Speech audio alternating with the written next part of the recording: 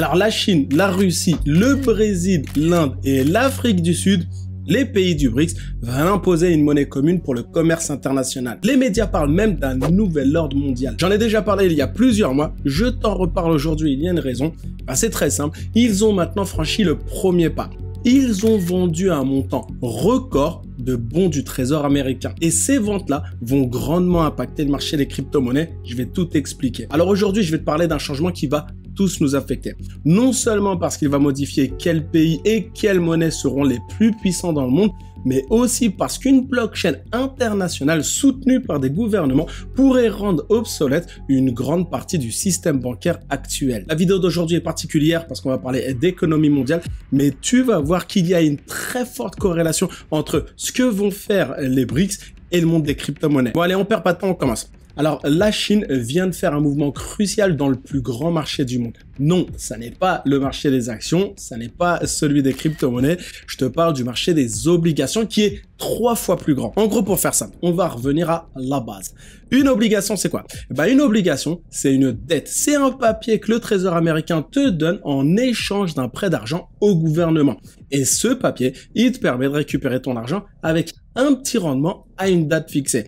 Et comme les États-Unis n'ont jamais fait défaut sur ces remboursements au cours des 50 dernières années, leurs obligations sont considérées comme l'un des investissements les plus sûrs du monde. Autrement dit, tu peux être certain que le gouvernement américain te versera les rendements promis.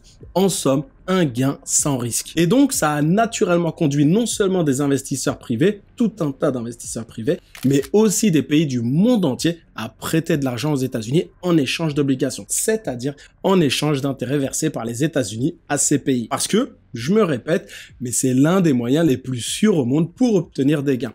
Et donc, ça a contribué à la dollarisation de l'économie mondiale et à la dépendance de tous les pays envers le dollar. Mais aujourd'hui, la situation est bien différente. Tout a changé. Par exemple, le Japon et la Chine étaient les plus gros acheteurs de bons du Trésor américain, accumulant jusqu'à 25% de tous les bons des États-Unis en 2007. Mais depuis 2012, ces deux pays ont commencé à se débarrasser de ces obligations pour n'en détenir que 7,8% en 2023. Et en 2023, par exemple, la Chine n'avait plus que 835 milliards de dollars en obligations. Mais ça, c'était l'année dernière. La nouveauté, pourquoi je t'en parle aujourd'hui? C'est que la Chine vient de battre son propre record. Elle n'a par exemple jamais vendu des obligations américaines aussi rapidement. Un chiffre, elle a vendu pour plus de 50 milliards de dollars depuis le début 2024. Et l'année n'est pas terminée. Et ça, c'est parce que les pays du BRICS veulent imposer leur propre monnaie face au dollar. La question qu'on doit se poser, à part pourquoi ils veulent imposer cette monnaie, je pense qu'on connaît tous la réponse, elle est évidente, ils veulent plus de pouvoir au niveau international. La vraie question qu'on doit se poser, c'est pourquoi ça doit être une crypto? Oui, on est sur une chaîne crypto, du coup on parle crypto-monnaie. Mais avant de répondre à la question, on doit comprendre pourquoi les BRICS ne veulent plus du dollar et quels effets ça aura sur l'économie internationale. Alors déjà, il y a une partie de l'histoire, tu la connais probablement. Depuis Trump, les États-Unis sont en guerre commerciale avec la Chine. Ils ont imposé des taxes sur les importations chinoises et ont commencé à protéger leur industrie nationale. Mais tout ça s'est intensifié avec la guerre en Ukraine, quand ils ont coupé les relations commerciales avec la Russie. À ce moment-là, la Chine et la Russie se sont alliés pour renforcer leur propre bloc commercial et les BRICS, qui existaient déjà depuis 2009, ont commencé à se relancer. T'inquiète pas, on va parler crypto-monnaie, reste avec moi. Je poursuis.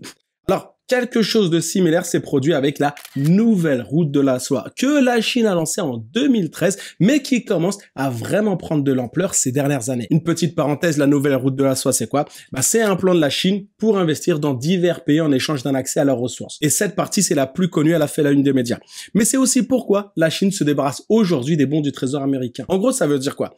Ça veut dire que la Chine cesse de prêter de l'argent aux États-Unis. Et en se débarrassant de ses obligations, elle ne fait pas seulement baisser leur valeur, mais aussi indirectement, elle fait baisser la valeur du dollar. Et c'est pourquoi cette question des obligations est si importante. L'objectif de la Chine, c'est quoi? C'est de déstabiliser les États-Unis pour que les BRICS puissent se développer au niveau international avec ses propres monnaies. Parce que la réalité d'aujourd'hui, c'est quoi? C'est que le dollar est de moins en moins utilisé comme monnaie de réserve par différents pays depuis des années. Surtout depuis l'introduction de l'euro. Mais avec ce plan des BRICS, le dollar pourrait s'affaiblir encore plus. Bon, ça, c'est la partie la plus connue, la plus médiatisée. Mais il y a une autre partie de l'histoire que je vais te raconter maintenant. Mais avant, je vais me permettre de te prendre 30 secondes de ton temps. Si tu es encore avec moi, si tu pouvais liker la vidéo, ce serait merveilleux, l'algorithme YouTube, etc., etc. Et si tu pouvais me laisser le commentaire BRICS, aussi l'algorithme, etc., etc., ce serait merveilleux. Je te remercie. Allez, je poursuis. Bon, alors, comme je t'ai dit, il y avait une partie un petit peu plus connue et une autre partie un peu moins. La réalité, c'est que l'économie des États-Unis, qui n'est pas mauvaise, j'en ai déjà parlé il y a 2-3 semaines, l'économie américaine n'est pas mauvaise, mais elle est vulnérable. Alors oui, leurs marchés sont à des niveaux historiques, c'est vrai, mais en même temps, ils ont un chômage qui augmente. Les Américains n'ont plus d'économie. Les Américains ne peuvent même pas rembourser leur crédit. Et ce sont souvent des signes qui précèdent une crise. Et puis, si je dois aller plus loin, personne ne veut prendre de nouveaux crédits non plus. Par exemple, très simplement, les crédits immobiliers. Pourquoi ? Les taux d'intérêt aux États-Unis sont actuellement très élevés. En d'autres termes, contracter un prêt aux États-Unis coûte très cher. Et ça se voit dans le fait que la dette extérieure de tous les pays projetés pour l'année prochaine, pour 2025, est presque la même que celle que nous avons aujourd'hui en 2024. En d'autres termes, ça veut dire quoi?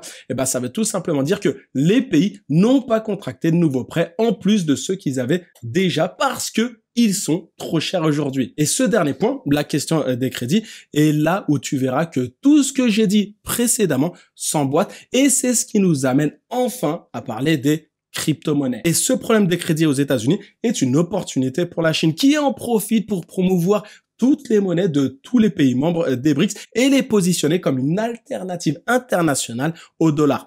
Et la base de ce que je suis en train de te dire là sera le BRICS Bridge, une blockchain sur laquelle toutes les versions numériques de ces monnaies circuleront. On peut penser au yuan numérique, le réal brésilien et toutes les autres. Et la réalité, c'est qu'ils veulent former une monnaie unique qui fonctionnerait sur ce réseau. Ce qu'on va faire là, c'est qu'on va diviser le plan en 4 parties. Et vous verrez que chacune des parties vise une des préoccupations de la Chine vis-à-vis des États-Unis. La première partie sera que les BRICS vont proposer des prêts internationaux.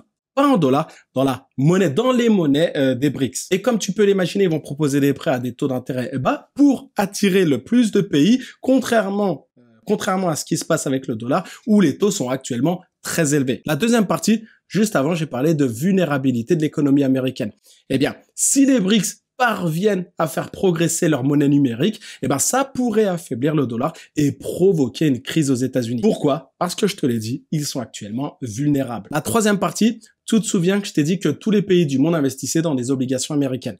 Les BRICS veulent qu'ils cessent d'investir dans ce pays pour investir dans des obligations de la Russie, de la Chine, l'Afrique du Sud, de l'Inde et du Brésil. Et cette troisième partie, elle fonctionne parce que l'année dernière, ils ont déjà réussi à attirer des investisseurs pour les obligations sud-africaines. La quatrième partie, toutes les monnaies des BRICS seront, comme je l'ai dit juste avant, convertis en monnaie numérique. Et pour y parvenir, ils ont déjà commencé. La Chine est la plus avancée avec le yuan numérique, mais il y a également le Brésil très proche de lancer leur DREX, qui est le nom de leur propre monnaie numérique. Et la Russie et la Chine commercent déjà entre elles en utilisant une blockchain par exemple. Sans parler du fait qu'ils essaient de convertir de plus en plus les obligations en crypto-monnaie. Mais la grande question que je veux vraiment aborder est que si chaque pays part sur une monnaie numérique, je me dis que ça va théoriquement propulser l'adoption de toutes les crypto-monnaies parce que ce système ne sera probablement pas utilisé uniquement pour le commerce international, mais également au sein de chaque pays pour les personnes qui y vivent. Peut-être naïvement, mais je me dis que si les gens commencent à utiliser ces systèmes, ils devront forcément à un moment apprendre un petit peu sur les crypto-monnaies. Ils devront à un moment s'éduquer sur les crypto-monnaies. Et qu'est-ce qui va se passer ensuite? Les gens vont commencer à en savoir plus sur le Bitcoin parce que quand on parle de crypto-monnaie, le Bitcoin est à référence mondiale, c'est littéralement la base de tout. Et je me dis que naturellement, ça va attirer plus de monde à acheter du Bitcoin ou d'autres crypto-monnaies. Après, je suis peut-être naïf, n'hésitez pas à me le dire en commentaire, poliment bien sûr, parce que j'ai des sentiments, mais n'hésitez pas, voilà, donnez-moi votre avis. Ensuite, il y a une autre question à se poser, est-ce que cette nouvelle blockchain, le BRICS Bridge, sera compatible avec les blockchains existantes aujourd'hui? Parce que si c'est le cas, l'argent pourrait circuler très facilement du BRICS Bridge vers, par exemple, Ethereum ou Bitcoin. Après, je te le dis, je veux pas survendre les choses, pour le moment, on n'en sait pas plus. Mais le plus important, et c'est ce que j'ai dit au début, c'est que une blockchain comme celle-ci pourrait rendre obsolète une très grande partie du système bancaire. Et comment cette obsolescence, par exemple, peut se traduire?